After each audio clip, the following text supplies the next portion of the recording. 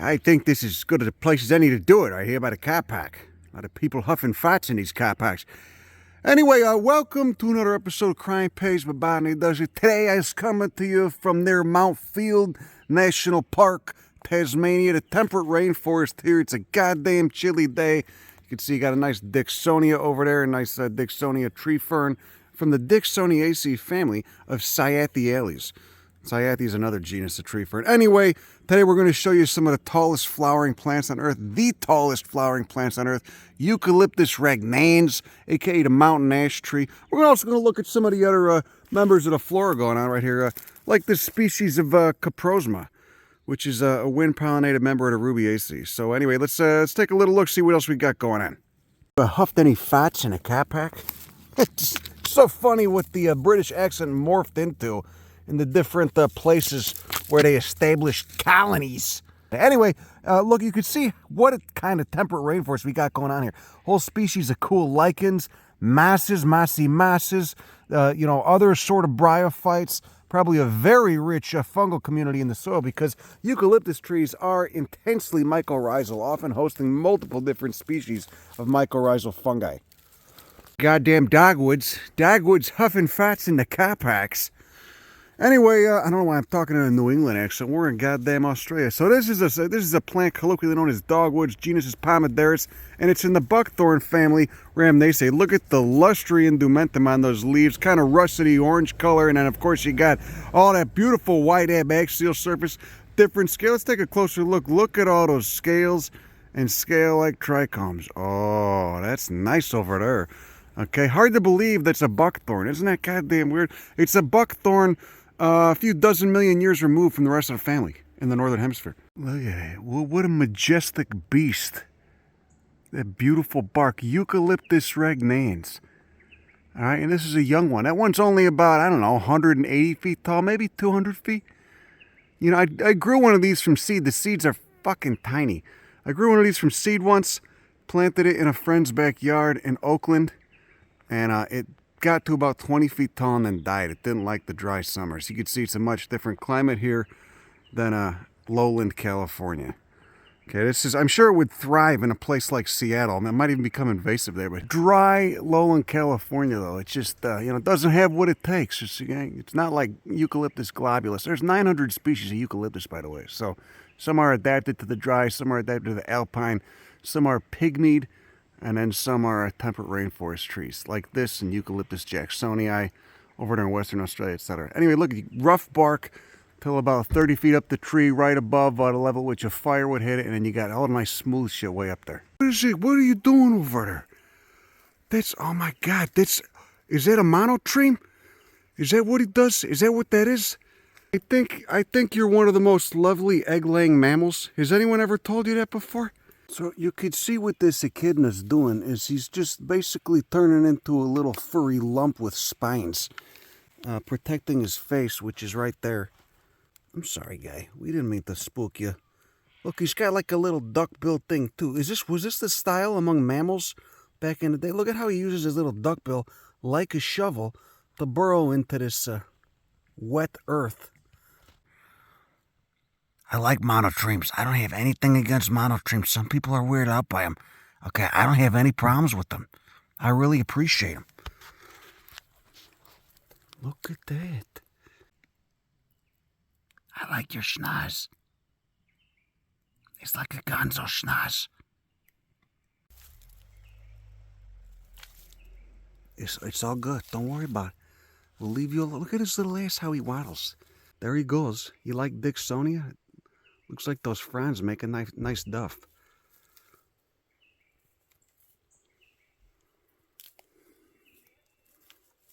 See, he's foraging. He's digging in there. All right, he's digging in there for good. You like German tourists? They're everywhere, aren't they? Do you think they all listen to techno music? They do that, all right? They're drinking cough syrup and they're on MDMA, listening to techno, that uns. You got that stuff going on. Then they play it for the rest of us. We all get it stuck on our heads. Next thing you know, okay, you don't know what's going on with them. But there's some really good house musicians in Germany, though. I will tell you that. Okay, well, it was nice chatting with you. Have a good rest of your afternoon. Oh yeah, scheiße. You ever listen to Ben Boma? Dude, it's stuck in K-hole and you listen to Ben Boma.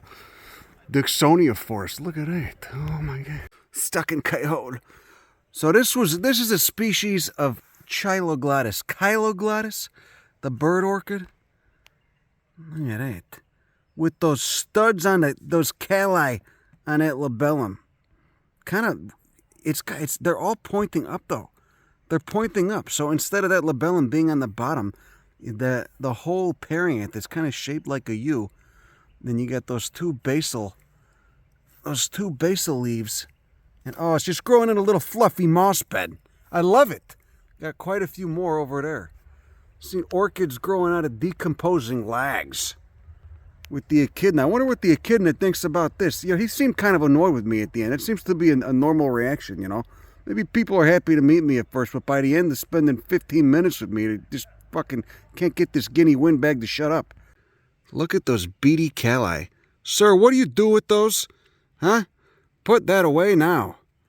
Okay, you are about to get called out for obscenity. See, look at those yellow pollinia. Look at those calli. Look at those little studs. See that? So I think what they do is that, you know, because a lot of the caladinas get those too.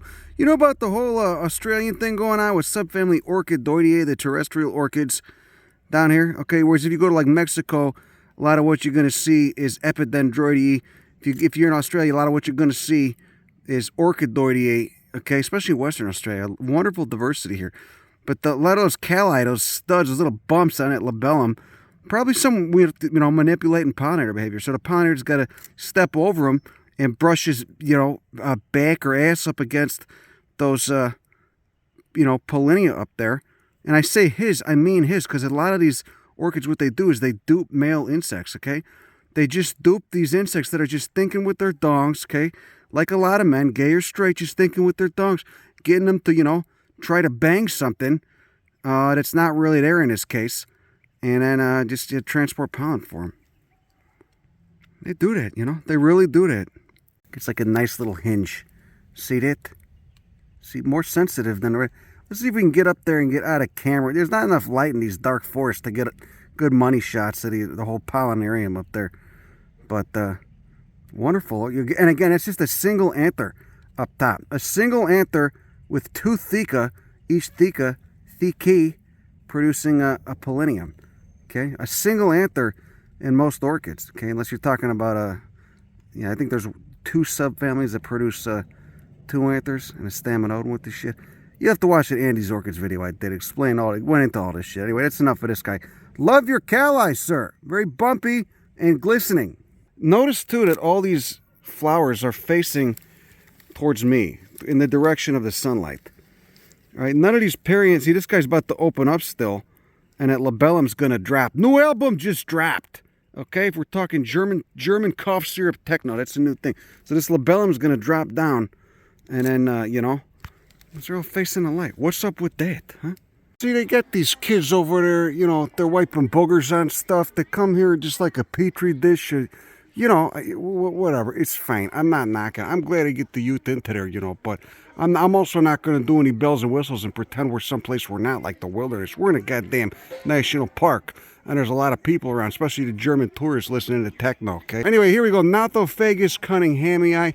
You want to see what Gondwana looked like? You want to see what Antarctica looked like 30 million years ago? You had a bunch of these going around. They got fossil pollen down there from Antarctica. They got these, you know, these guys get big as hell. They got the mycorrhizal associations in the soil and with this shit. Go look at that beautiful new growth. See that? Oak order Phagales, but they're in their own family, Nothophagaceae. Gondwanan distribution. Take me back to the Cretaceous. Okay, back when you could go from South America, you could drive like a school bus, you know, converted with a bunch of hippies in it, from South America through Antarctica, through the temperate rainforests of Antarctica, up into Australia. You could do that back then. Look at the new growth of Nothophagus. All right, this is a remarkable tree because we've seen it up on Mount Wellington, got about 4 feet tall. Same species here, gets upwards of, I don't know, what do you think? It's about 60 feet about, growing with the Eucalyptus regnans. Okay, kind of like you'd see in a redwood forest. You know, this would be a role fulfilled by Notholithocarpus densiflorus, which is also, you know, a tall tree, but diminished, you know, in comparison to the coastal redwoods. See, all these ukes, they got the bark up to about, you know, 30, 40 feet, and then it's smooth. So that's probably an adaptation to fire. You know, this plant, this is what they call sassafras down here, Athrosperma moschatum. Get a good look at the venation on it. Okay, you got that dentate margin, okay, coming to a very tapered point. Anyway, they call it sassafras. It does contain saffrol, so you know, saffrol can be carcinogenic. It's also used to make MDMA. Anyway, all that aside, there's a large tree.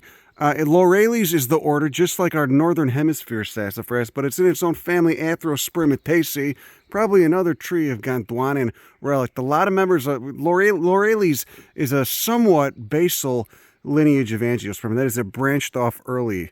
It's one of the magnoliids. Branched off early from the rest of the angiosperm tree up there, so it's technically not a eudicot. It's associated with magnolias and, you know, all that whole group. Anyway, large tree right here. You can see it's covered in a mossing with this shit. All right, got a nice Dicksonia in the background, a tree fern, and you know, a lot of the members of Laurales have very weird secondary chemistry, very pungent secondary chemistry, and a notable smell to those leaves. So you crush this up, it does indeed smell like sassafras a little bit. Got kind of a root beer smell to it when you crunch those leaves up. Okay, bay trees are in the same family, avocados in the same family. The flower structure is pretty cool too. They got those, I don't know if these have it, but a lot of members of Lauraceae at least have valvate stamens or valvate anthers, but I don't know if this does. Don't see any flowers on it right now anyway. You know, I can't get over how fucking magnificent these trees are. Regnans. One of 900 species in the genus. Anyway, here we go. A nice clematis. Clematis are goddamn everywhere. Everywhere I go, I see them. Ranunculaceae is the order, another somewhat basal member of angiosperms. And you get the whole vining thing going on. They're everywhere, man. So apocarpus, the carpels are not fused, and you get little powder-proof, you know, infructescences when they're going off. See, there you go. Look at it.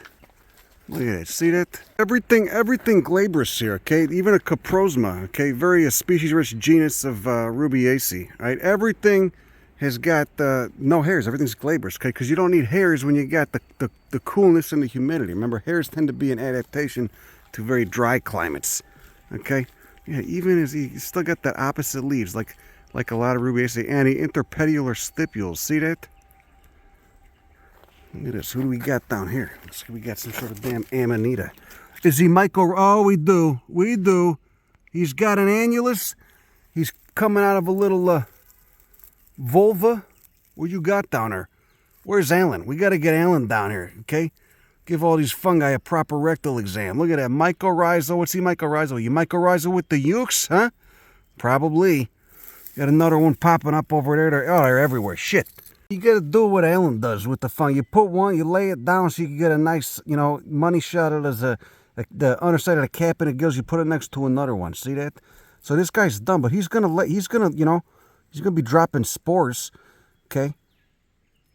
Wonder if this is one of the toxic ones or not. How's the striations on the cap look? Oh, kind of there. We had a little worm going to town on part of the base of that stock right there. Coming up at the base, I can't even tell what the shit tree this is. That looks like Eucalyptus globulus over there. See how it's not as straight and it's got the bark all the way up? You know, these are not the features you should pay attention to when you're looking at plants. Bark and leaves and shit. But that's all we got with a lot of these ukes because they're so fucking tall. Look at it. Look at the fuzzy trunk of this Dicksonia. You like the fuzzy shits? Has anybody ever asked you if you like the fuzzy shits before? What would that even mean? You got moss growing on this. You get the old stalks up there. I wonder how old this Dicksonia is. We're going back to Gondwana, man. You know, Antarctica, with the rate that climate change is going, Antarctica is going to be warm enough to have temperate rainforests on it. I don't know, probably in 10,000 years, maybe. I mean, we may not be around anymore to, you know, see it. But what is this little hippie hole or something? Oh, maybe somebody took a dump back here. You never know. Look, you got all kinds of mycelium going to town on this. You know, they got tiger snakes here too, but I don't know if they would be out on a day. So it is a little chilly. Look at that. Mycelium's ukes are just fucking magnificent. Look at that. Look at that. Speaking of fuzzy shit, look at that mycelium. What species of fungi is that? Really love what this guy's doing with the whole buttress trunk thing too. Makes a whole lot of sense. And again, that shaggy bark stops about 40 feet up the tree, and then it just smooth, that beautiful patina. Okay, look at that. Beautiful patina of pinks and grays, a little bit of yellow. God damn, when did regnans evolve? When did regnans branch off from the rest of the family? From the rest of the genus, Eucalyptus, excuse me. Guava family, Myrtaceae. Just the whole understory of Dicksonia. Okay, here we go. Interesting family here, all right? Unfortunately, it's not in fruit, and the fruits are some of the most notable things about it. Dromophila cyanocarpa. Carpa meaning fruit, cyano meaning blue, so blue fruit, okay? Liliales is the order of lilies, but it's a mostly southern hemisphere family, Alströmeriaceae. Alstroemeria is a genus in South America that you get in a lot of cut flower, bouquets and shit in the grocery store. Look, there's another one over there. So they don't get too big. They don't get too big, but, all right, the Bomaria, you get that in Mexico. Also Alströmeriaceae. All right, they're really cool monocots. Some of the Bomarias get fucking incredible. Saw it in Chile, too. So you got that whole southern hemisphere distribution thing going on again. What's doing the digging around here? Is that the echidnas doing that again? I mean, look at this. So this is not sure what wood this was. Probably euc of some kind. Probably maybe euc regnans. But it's been turned blue, presumably by whatever mycelium is going to town on it. Just eating it away. Pretty interesting. So anyway, here's the emerging flower buds and the fruit of that Eucalyptus regnans. You can see those little yellow buds. Just looks like a little teardrop shape, that plasticky looking yellow thing.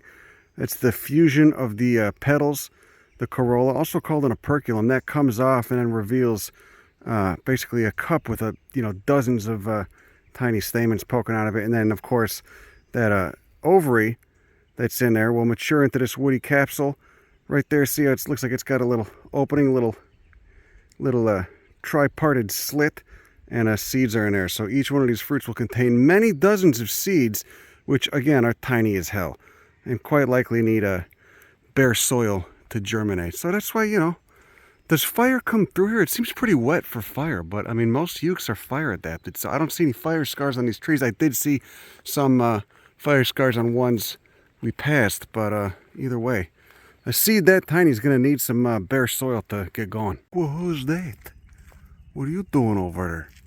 What you doing? Look, you like tree composites, huh? Look at, he's just hanging out in that Olearia. Okay, which of course is Asteraceae. Now you got another one of his buddies in there. Okay, now Olearia is a genus that was named after Bobby O'Leary, founder of O'Leary's Tacos. Okay, also they were responsible for a series of arsons in Chicago back in the late 1800s. I don't know where the hell he went now. What's he doing over there? What are you doing over there? Are you eating that thing? This is a national park. You can't do that. I can't do that. If I can't do it, you can't do it. He's just eating those flowers. Oh, he loves it. Anyway, let's focus on this guy. Citrus family, Rhamnaceae. This is a member of the genus Nematolepis. Look at those beautiful abaxial surfaces. All right.